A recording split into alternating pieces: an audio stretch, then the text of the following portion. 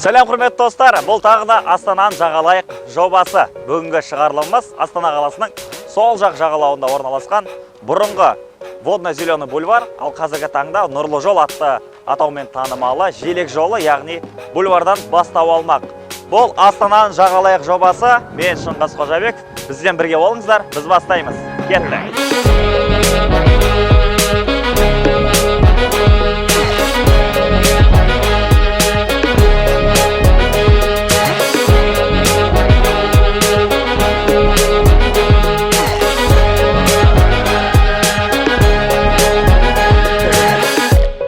Құрмет көрермендер, бүгін біз сіздерге Нұрлы жол бульварын толыққанды барлық жағынан қамтып таныстыруға тырысамыз. Дәл қазір менің артымда тұрған I Love Астана керемет жазуы, ал оның ар жағында ғашықтар саябағы.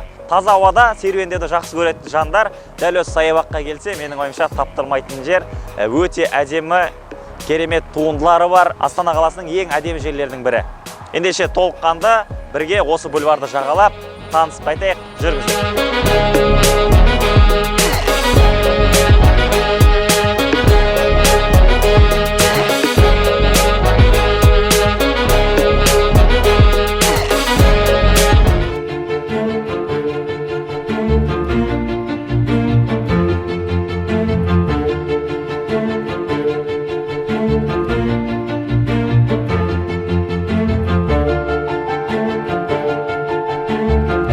I Love Астана жазуының жүрегінің артында мен сені сүйемін сөздерін бірнеше тілде жазып қалдырған. Өзіңіздің сүйіктіңізге осы ғашықтар саябағына келіп, осы жерден жаттап алып, сезіміңізді әртүрлі тілде білдірсеңіз болады.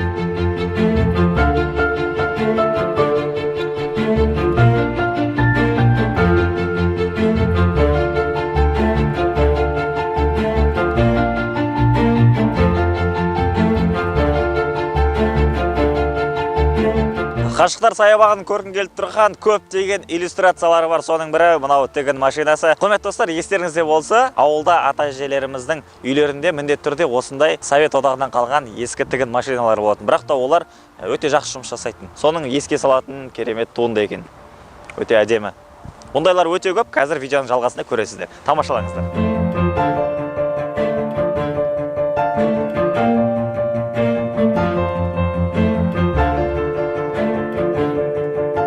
Менің үстімде тұрған екі шамды байқасаңыздар, нағыз ғашықтар саябағы деген атқа лайықты шамдар. Бір-біріне қатты ғашық. Әсіресе мына жақ орал болды.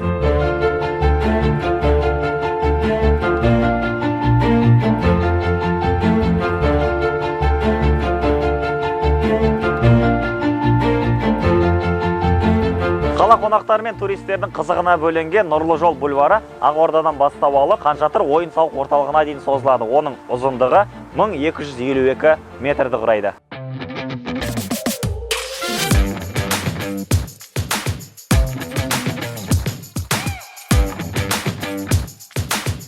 Бір шақырымнан астам жол жүру керек болса да, өткен уақытыңыздың байқалмай қалатынына мен сенімдімін. Өйткені бульвардың көріктілігі сізді өзіне баурап алады. Бульвардың проекттің танымалы жапон сәулетшісі Кисио Куракава салған болатын.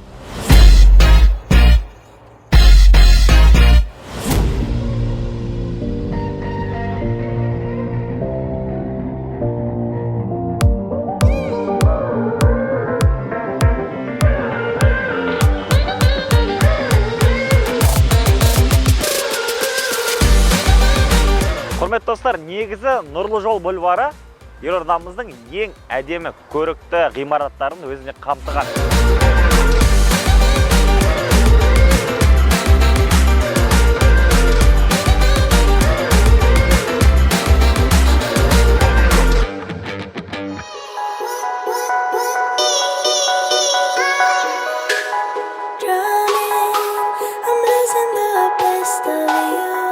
Нұрлы жол 3 деңгейден тұрады.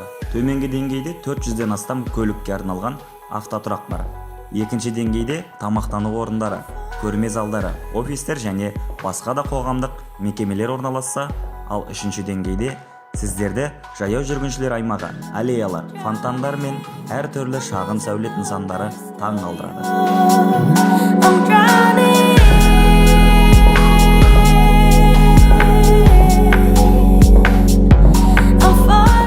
2017 жылы экспо көрмесінің аясында дәл осы жерде арт фестиваль өткен болатын. Қала тұрғындары мен қонақтары ерекше көрініске куә болған.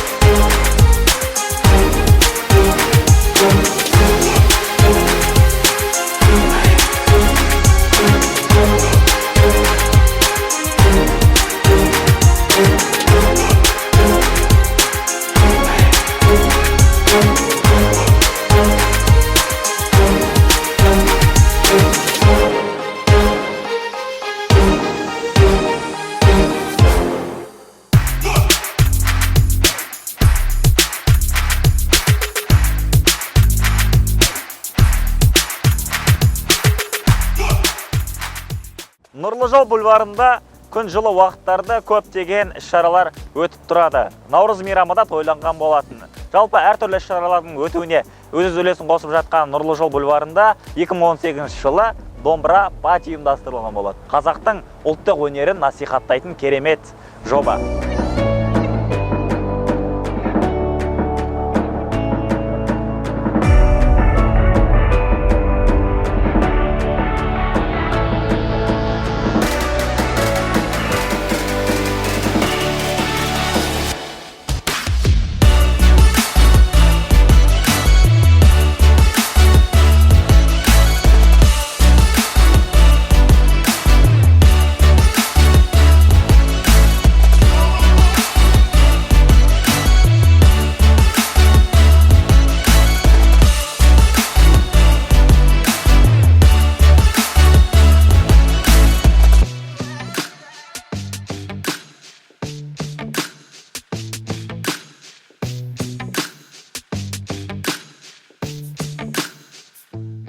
Менің ойымша әрбір адам бала күні осындай әдемі қызықты качеляға ойнап көңіл көтерген болады. Біз қазір Нұрлы жол маңайында орналасқан ең әдемі көрікті ғимараттармен сіздерді толықтай таныстырайын.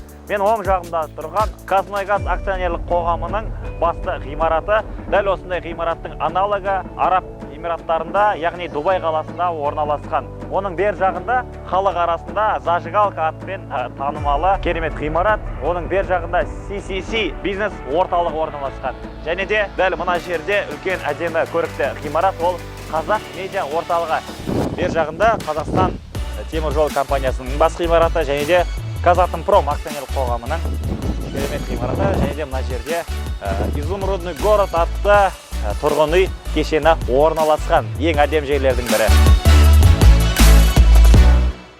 Нұрлы жол бульварында ғашықтарды көп байқауға болады. Ғашықтар үшін серуендейтін таптырмас орындардың бірі. Мен енді осы бульварда серуендеп жүрмін, енді маған ғашық болатын қыз табу керек. Негізі Нұрлы жол бульварының жоғарысын толық қамтып тұратын 1252 метрге созылатын шатыр ұсынылған болатын. Идея қала басшыларының да, қала тұрғындарының да көңілінен шыққан болатын. Егер де бульвардың жоғарысын шатырмен қамтитын болса, кез келген жыл мезгілінде бұл бульвардың температурасы бір қалыпты жылы болып тұрады. Ал қазір мен жаурадым. Жоба қолға алынғанша жылы киімімді киіп тұрайын. Күн суық.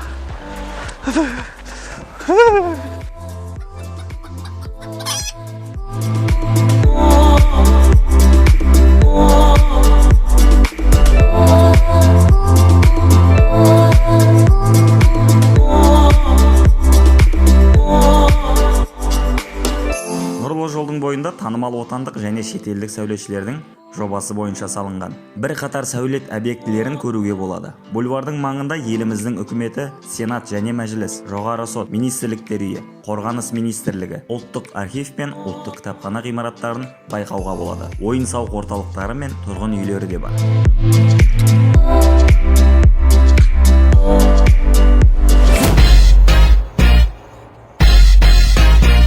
Құрметті достар, бәйтерек сәулет өнерінің бірегей туындысы елорданың ең көрнекті ғимаратының бірі барлығына мәлім, Астана деген кезде ең бірінші еске түсетін нәрсе ол әрине бәйтерек ғимараты. Мен ойымша барлығы Астанаға келген кезде жасөспірім болсын, үлкен кісі болсын, ол бірінші болып асығатын жер бәйтерек ғимараты. Осы жерді келіп көргісі келіп, ішіне кіргісі келіп, елбасымыздың біз қолы қойылған жер алтыннан жасалған керемет туындыны көргісі келеді. Сол жерге қолын қойып арманын айтқысы келеді. Мен өз басым шынымен солай болған. Ең бірінші рет 6-шы сыныбымда келдім. 6-шы сыныпта келіп, ғимаратты көрдім, керемет әсер алдым. Егер де араларыңызда әлі ішіне кірмеген, Астанаға келмеген жандар болса, сіздерге қазір керемет мүмкіндік. Біз қазір ішін толық көрсететін боламыз. Бәйтерек кешенін жобалаушы архитекторлар тобы Рүстембеков, Базарбаев және Айтпалаевтар. Инженер-конструкторы Вахштейн, интерьер дизайншы Османов болып табылады. Сондай-ақ қазақстандық жетекші фирмалардың мамандары да құрылысқа қатысты. Бұл нысан әлемдік сәулет өнерінің жоғары талаптарына толығымен жауап береді. Астана қаласында Сәулетшілер одағының халықаралық қауымдастығы өткізген 10 байқауда беделді халықаралық қазылар алқасының шешімімен 2002 жылғы ең таңдаулы жоба және құрылыс ретінде Гран-при Бәйтерек кешеніне берілді. Айнек пен бетоннан жасалған бәйтерек ғимараты мағынасы жағынан да, жасалу жағынан да бірегей. Басты есіктің алдын бастайтын темір бетон саты жер бетінен 4-8 метр жоғары орналасқан.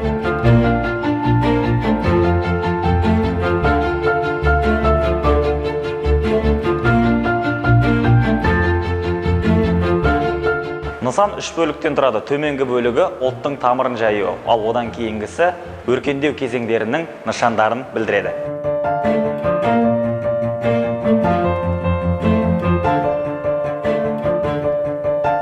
Құрметті достар, мына бір картина қарасаңыздар, керемет ауылдағы ата-әжеміздің жанында жаздың күндері демалыстағы бір керемет ностальгиялық сезім болады екен. Ақ дастархан 2 деп аталады. Кенеп майлы бояу Оралбек Қабөкенің туындысы. Менің де ауылда жаз мезгілінде демалыстарым осылай өтетін тұғын.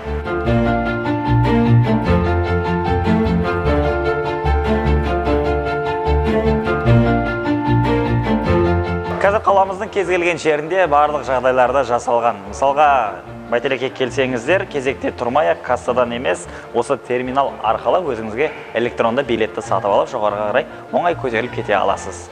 Ал былай қарап жүретін болсаңыздар, ғимараттың төменгі бөлігі, бұл жерде де керемет көріністер. Есіл өзенінің сол жағалауында бой көтерген зәулім Бәйтеректің биіктігі 97 метр. Бұл биіктік Астана қаласының елорда статусына ие болған жылға байланысты таңдалған. Ал диаметрі 27 метрді құрайды.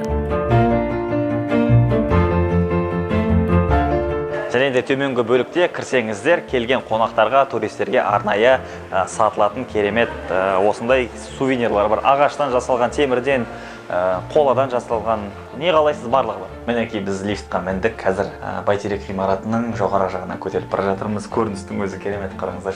Жоғары жағын қазір сіздерге ең әдемі жерлерін көрсетеміз. Бізбен бірге болыңыздар, қызықтың бәрі алда.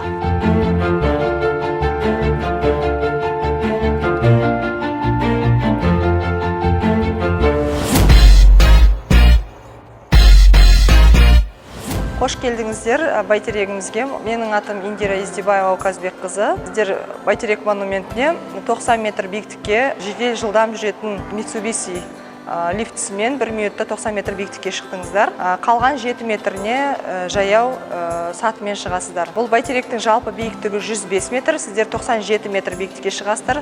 97 жыл Алматы Астанаға көшірілген жыл, сондықтан 97 метр қып салынған. Шарымыздың әйнегі итальяндық әйнек, қалыңдығы 5 см, 500 тіректен тірелген, жалпы салмағы 1500 тонна. Айта кететін жайт, жел болған кезде жарты метрге шарымыз шайқалып тұрады, жел болған кезде. Архитекторы өзіміздің қазақстандық Рүстембеков Ақмырза деген кісі. Бәйтерегіміз 3 деңгейден тұрады.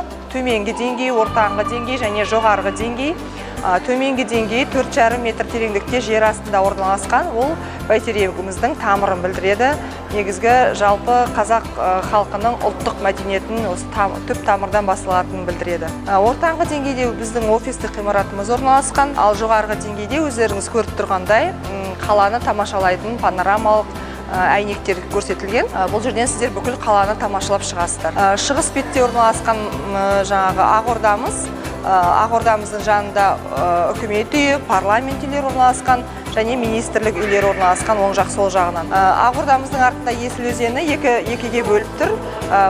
Бұл жер Бәйтеректің айналасы сол жағалау, арғы беті оң жағалау болып табылады. Сол жағалауымызда жаңадан әдемі ғимараттар орналасқан. Оңтүстігімізде Қорғаныс министрлігі, қарама-қарсы солтүстігімізде Сыртқы істер министрлігі және ең биік ғимаратымыз Қорғаныс министрлігінің ар жағында орналасқан Абу-Даби Плаза ғимараты. Бұл 88 этаждың көлемінде салынып жатыр. 2020 жылы аяқталуы тиіс. Және батыс бөлікте орналасқан көлік және коммуникация министрлік 155 метр биіктікте орналасқан.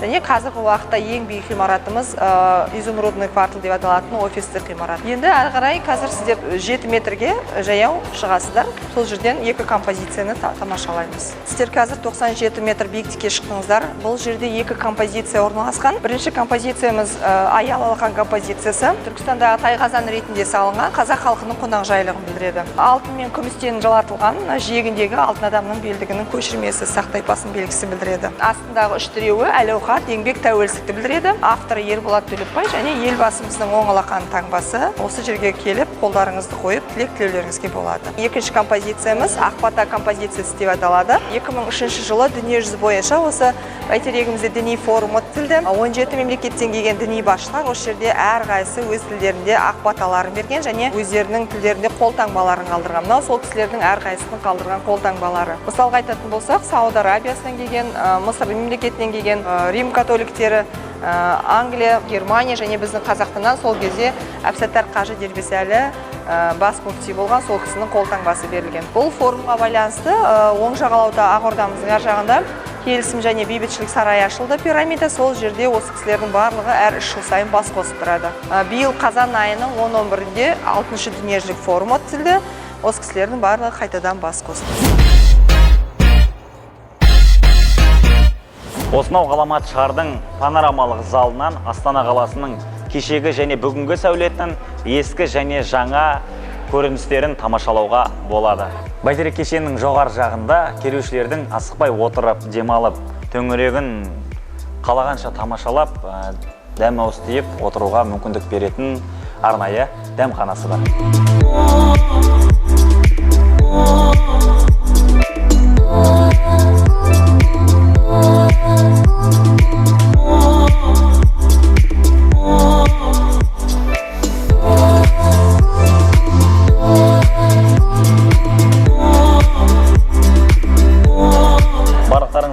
Бәйтерекке келген адам міндетті түрде жоғары жағына шығып, осы Аялы Алақан композициясына қолын қойып, өзінің арман тілектерін айтады. Мен де бір сәтке өзімнің армандарымды іштен айтайын.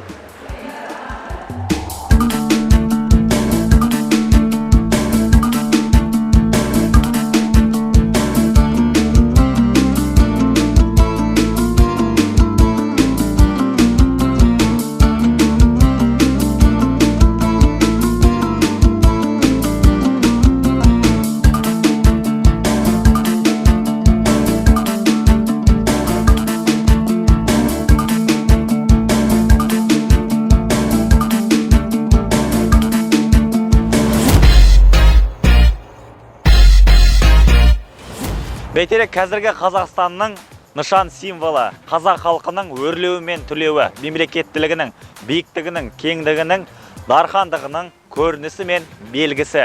Бәйтерек елордамыздың ең көп халық жиналатын орындарының бірі. Құрметті көрермендер, дәл қазір біз елордамызға арнайы оңтүстік астанасынан келген қонақтарымыздан бір-екі сұхбат алайық. Саламатсыз ба?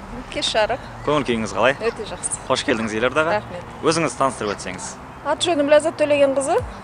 Астанада күйеу балам, құда жекжат. Қызым немерем тұрасыз. Ешкі келіп тұрсыз? Жиі келіп тұрасыз? Жиі келіп тұрасыз. Қанша рет шықтыңыз Бәйтерекке? 10 шақты рет болған шығар. 10 шақты рет. Несімен ұнайды сізге? Қандай бір өзіңізге бір ерекше тұстарын айтып өтсеңіз? Ерекше тұстары мына аспан әлемін бұзып жарып, жаңағы әуеде жүргендей бір әуе аспан кеңістігінде жүргенің, қуаныш, бала шағаңмен бірге көргенің сол бір. Анау үшін әже. Немерелеріңіз бе? Иә, немерелер. Қыдырып жүрсіз бірге? Қыдырып жүрміз, рахмет. Мынау енді Астананың жоғары жағынан тамашалауға мүмкіндік беретін жалғыз орындарының бірі. Астананың тағы да бір қандай жерлерін, мысалға Нұрлы жол бульварында қыдырсаңыз, байқасаңыз түрлі иллюстрациялар бар, керемет. Солардың қандай өзіңізге ұнайтын? Жаздың күні қандай бір ерекшеліктер байқайсыз? Қыстың күні мына аязды күндері салқын, нағыз таза ауа ұнап тұр. Бала шағамен қыдырған ғой ең бастысы. Жазда келген жоқпын, шынымды айтайын, бұл жазда. Соңғы жай иллюстрация деп кеттіңіз, сол суреттерді тамашалағанды өте жақсы көремін. Жақсы көресіз, Сурет, бояу өнер, қазір көріп, сондай бір үлкен әсерде келе жатырмын. Галереясында болдыңыз ба? Болдық қазір. Болдыңыз, иә? Тамаша. Енді жалпы осы елордамызға келмеген, Бәйтеректі көрмеген қазақстандықтарға бір-екі ауыз сөз айтсаңыз. Елорданы көру керек, өйткені бұл қазағымыздың бас қаласы. Оны тамашалау керек, әсерде болуымыз керек. Өмірге алға жылжу үшін біз әрқашан әдемі, әсем, көркем жерлерді аралауымыз керек. Оның үстіне бұл үлкен сый, құрмет елордамызға деген. Сондықтан бас иіп, амандасып келейік. Тамаша. Мінекей, енді әпкемізбен бірге сіздерді барлықтарыңызды елордамызға келуге, тамашалауға, жағалауға шақырамыз. Солай ғой? Қазақстандықтардың бәріне үлкен сәлем. Кездескенше. Рахмет, сау болыңыз, көп рахмет. Құрмет көрермендер, Астананы жағалауды тоқтатпаймыз. Келесі шығарылымдарымызда міндетті түрде күтіңіздер, біздің парақшаға жазылыңыздар, лайк басыңыздар, комментарий қалдырыңыздар. Сіздермен бірге болған мен Шыңғыс Қожабеков, бұл Астананы жағалайық жобасы.